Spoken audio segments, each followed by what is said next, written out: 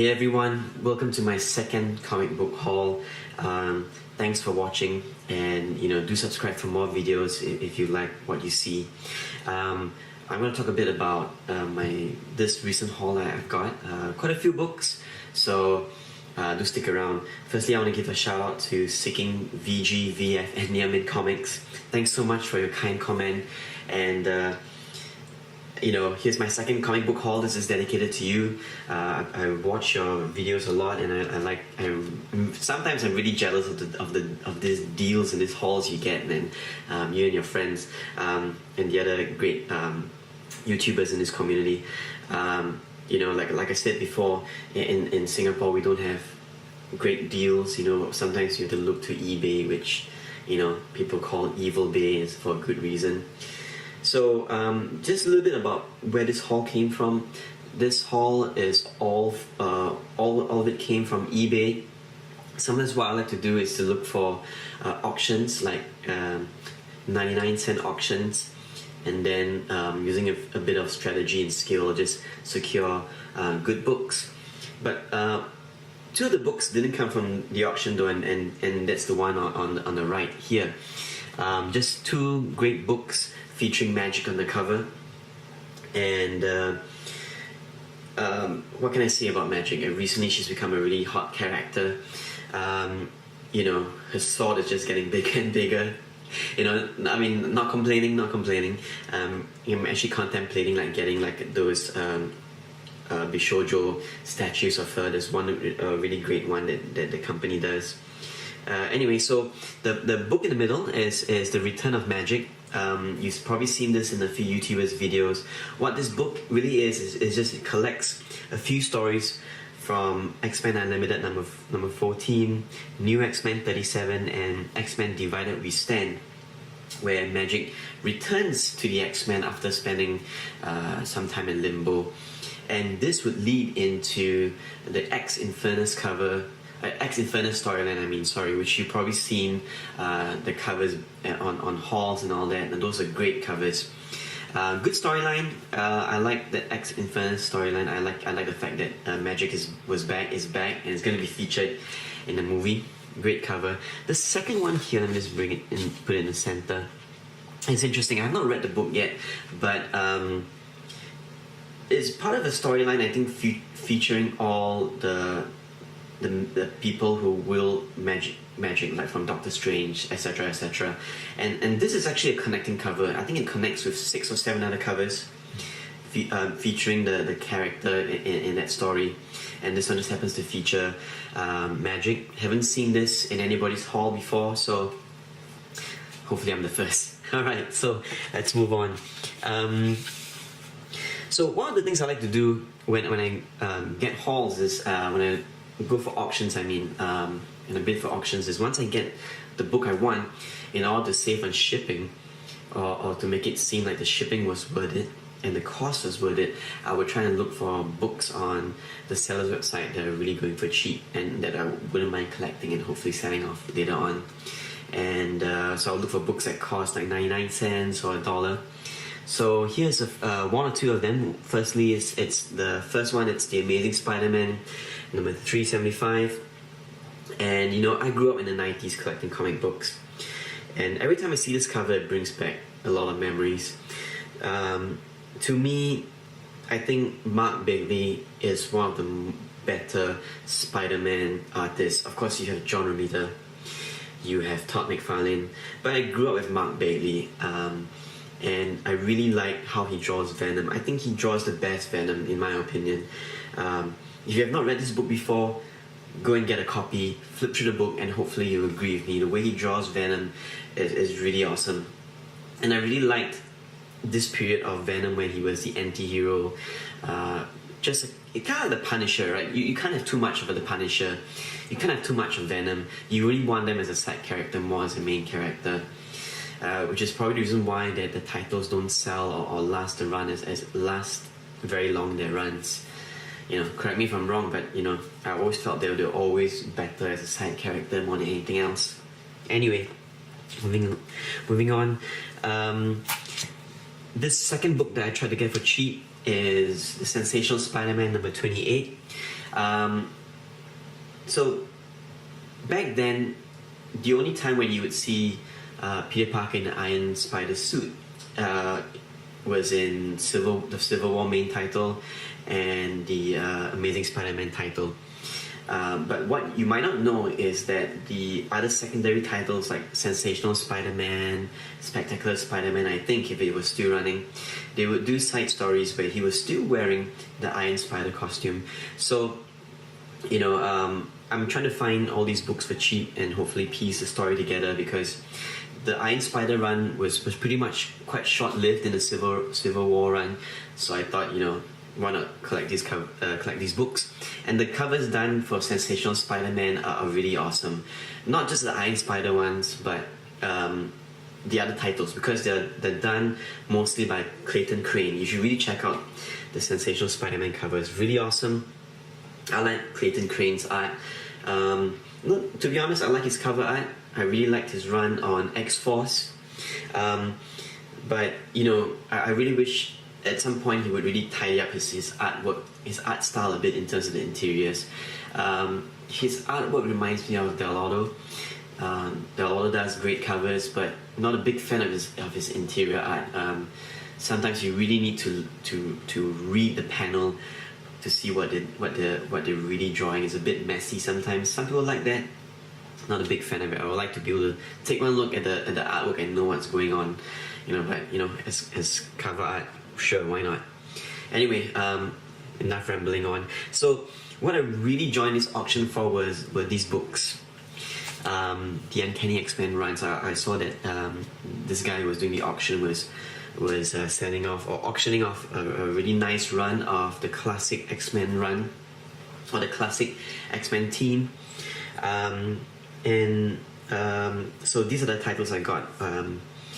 The condition was pretty good. I think at least VF plus to a near min, minus or near min even. So I got issue 119, nice early run. Issue 126, issue 127, and issue 128, which features the X-Men versus Proteus, if I got the name right, or Mutant X. Really awesome story. Really awesome story. If you can check it out. I thought it was really very well written. But what also was a bonus was when I opened the books to check, because I wanted to see the pages were as white as I wanted to be. I was very, very surprised to see that all three books, 126, 127, and 128, had the Mark Jewelers insert in it.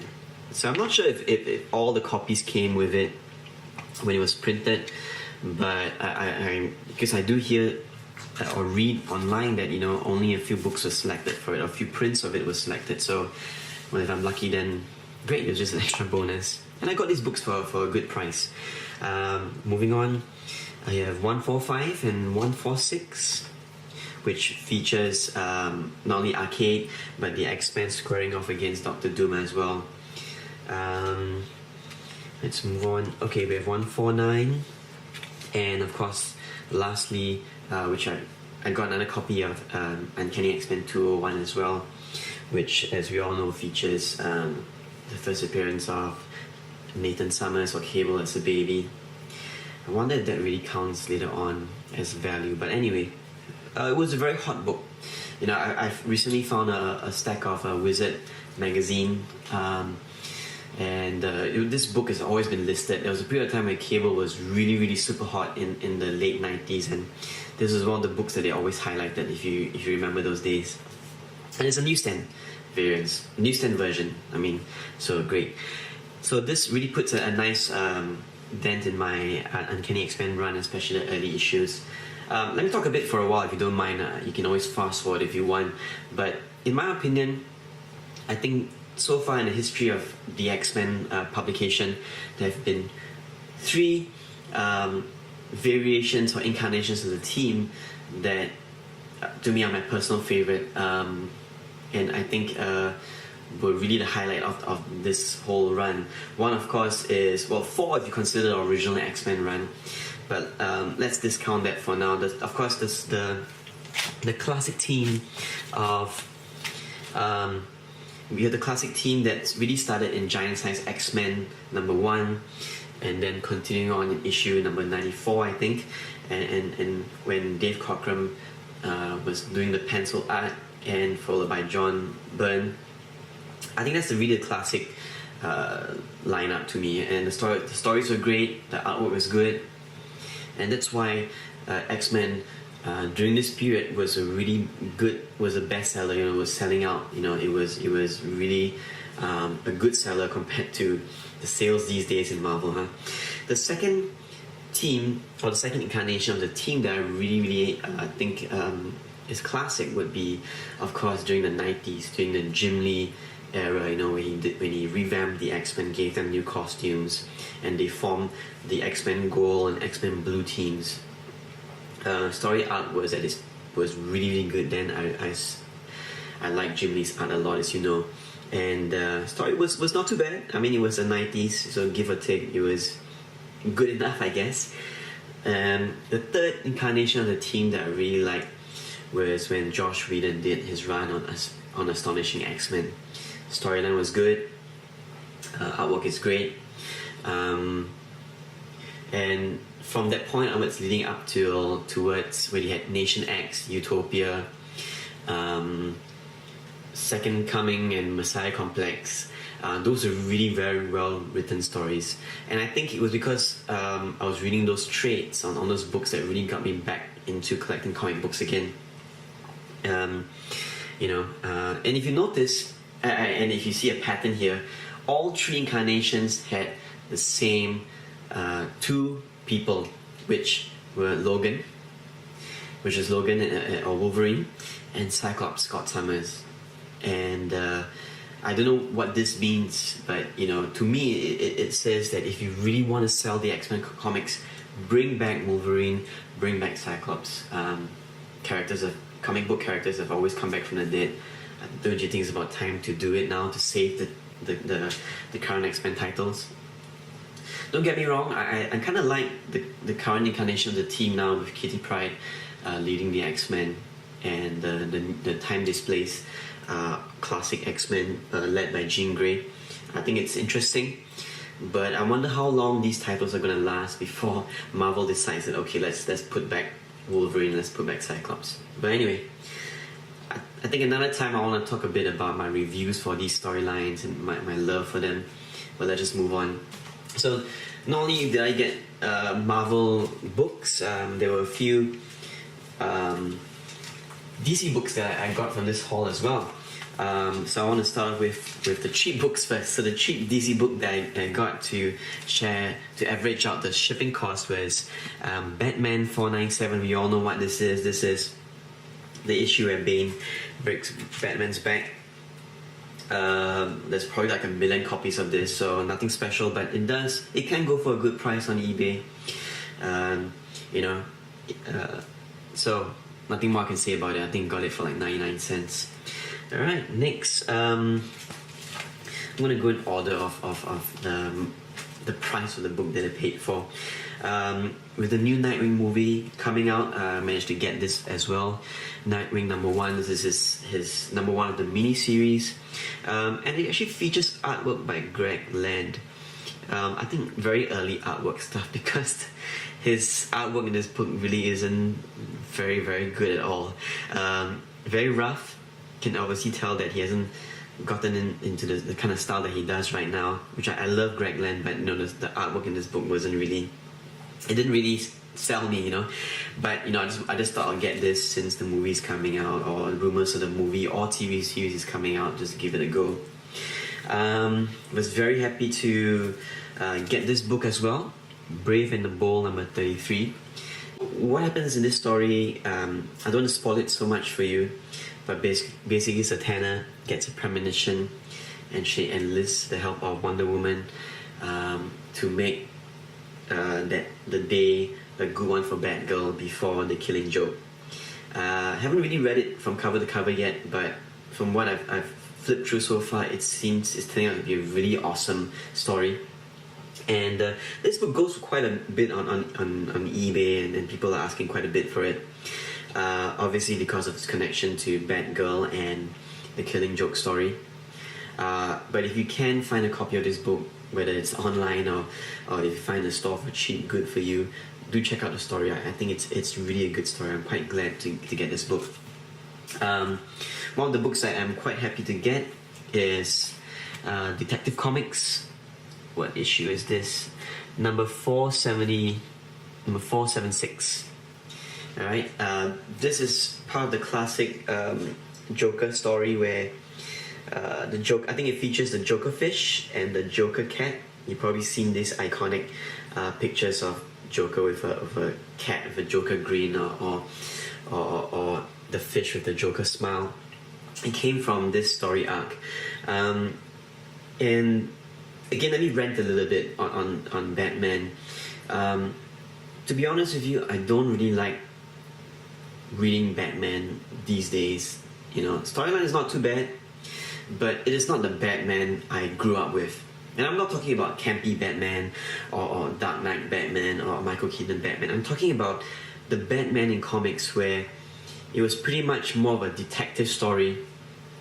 Sure, there's punch-outs and fights and all that, which is great, where you see Batman more as a man in the suit rather than as a superhero. You know, of course, with technology and him mixing around with superheroes, he has no choice but to up his game. But what happened to Batman as a man who solved mysteries? He was a detective, the world's greatest detective. Seems to me that these days Batman is just the world's best man in a suit trying to be a superhero rather than a detective. And you know what really sold comics, DC Comics back then, were the quality of their stories, where there's a twist at the end always for any Batman story. There's a mystery to it. There is, and that's what really got people hooked onto the story. You know, storylines like the many deaths of the Batman, the sign of the Joker, death in the family, right? Those are really classic stories. You didn't need any pyrotechnics, you didn't need any Batman, having a huge team around. You just have him by himself or with Robin, just solving crime. And those are really good stories. Alright, I hope that at some point they try to incorporate more of the detective element to it, because why call Batman the world's greatest detective if there's really not much detective work being done, right? Anyway, ran over, I'm sorry guys, but let's hope that they write better stories. I mean, I think good stories will always sell. Anyway, so this is from the next book I'm going to show you was from another auction, I'm sorry. And I've been really looking for this book for a while, so I'm really happy to get it for a good price. Superman Annual 11. Just a great Alan Moore story and artwork done by Dave Gibbons, which who both went on to write and draw, create Watchmen. Was it before or after this? I can't remember, but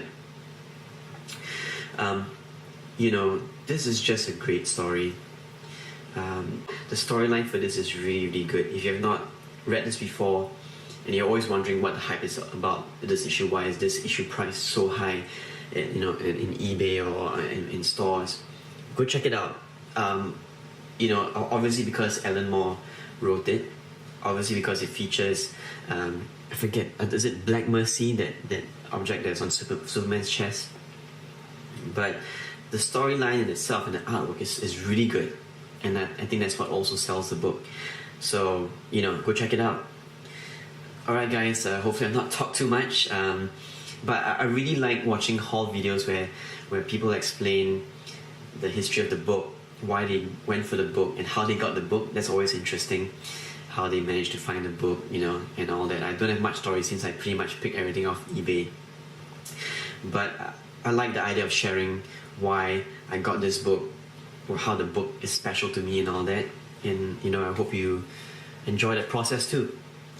Alright guys, so here's my haul. Thanks for sticking around, and I'll see you for the next haul video.